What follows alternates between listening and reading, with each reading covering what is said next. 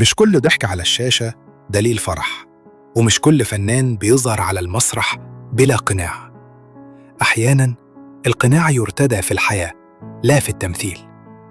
قصص صادمة لفنانين عاشوا في النور ثم سقطوا في ظلام الجريمة، الظلم أو حتى الشائعات. القصة الأولى، عبير بيبرس، كانت تقول إنها تحب. كلماتها على مواقع التواصل كلها عن زوجي، حبيبي، سندي. لكن الحقيقة في لحظة واحدة تحول الحب إلى دم. في مشاجرة أمسكت بزجاجة مكسورة وطعنته في قلبه، مات في الحال. دموعها في التحقيقات لم تكن كافية، والقاضي لم يقتنع. السجن المؤبد كان هو النهاية لفنانة شابة بريئة الملامح، قاتلة في الظل. عندما نسمع عن فنانة قاتلة نظن أن هذه حالة نادرة، لكن هناك حالات أخرى كانت الجريمة فيها ليست دماً، بل إهانة، إساءة أو فضيحة. القصة الثانية عن سما المصري، من فيديوهات ساخرة إلى زنزانة صامتة. كانت تتحدث كثيرا، تنتقد، تسخر، تجرح.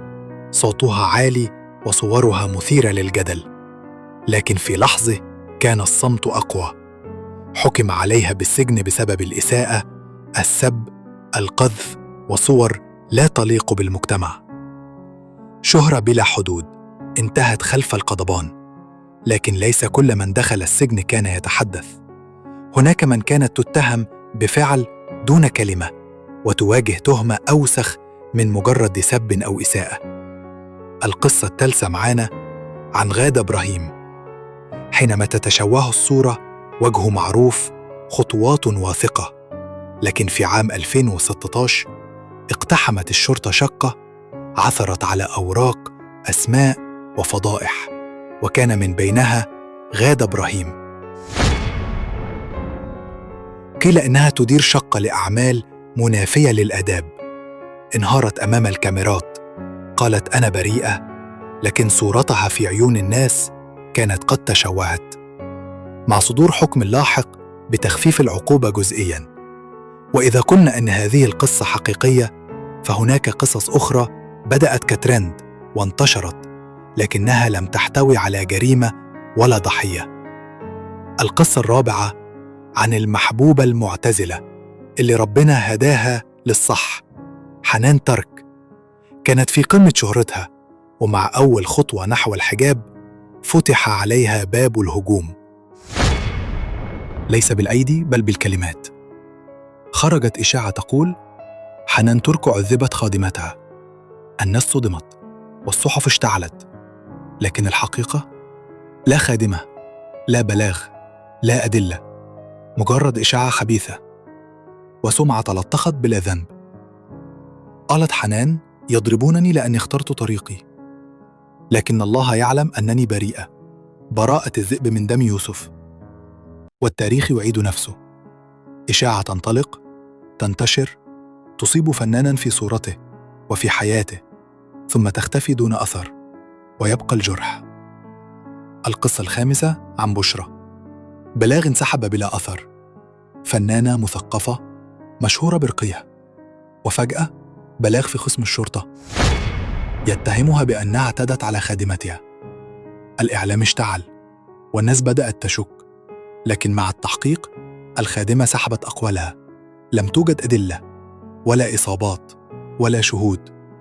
وقالت بشرى أنا لا أملك خادمة من الأساس، أنا أربي أولادي بنفسي. ومع الوقت طوي الملف وانتهت بلا إدانة. أما سوء الخاتمة في هذا الفيديو فسيكون عن وفاء مكي، الفنانة اللي بدأت خطواتها في التمثيل بهدوء لحد ما لفتت الأنظار بدورها الشهير في مسلسل ذئاب الجبل، وبقت حديث الناس والبيوت.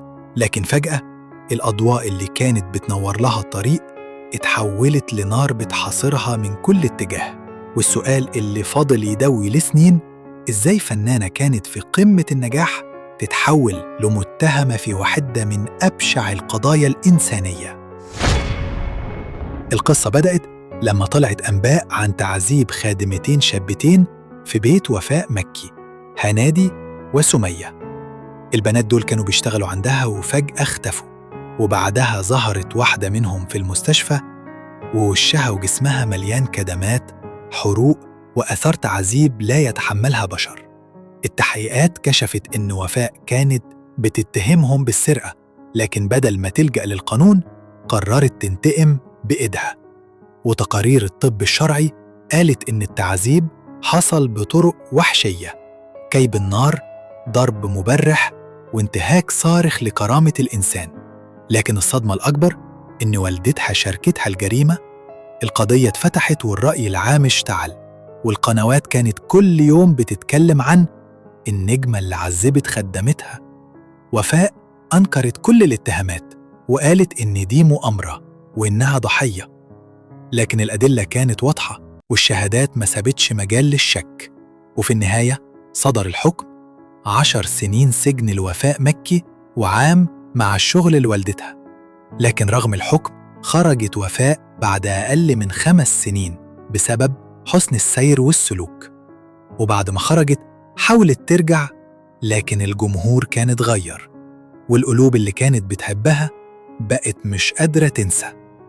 فنانة كانت في يوم من الأيام مثال للرقة، اتحولت في نظر الناس لرمز للقسوة. بعض الفنانين أسقطوا أنفسهم بيدهم مثل عبير بيبرس، بعضهم خدشوا شرفهم بإشاعة مثل حنان ترك، وهناك من تركوا على أجساد الأبرياء ندوباً لا تنسى مثل وفاء مكي. وفي النهاية لازم تكون عارف إن كل الأخبار الموجودة في الفيديو ده متاحة لكل الناس ومنشورة على كل المواقع، وإحنا بننقل الحدث فقط. وما تنساش تشترك في القناة عشان تكون جزء من فريق تشويش. بحبك في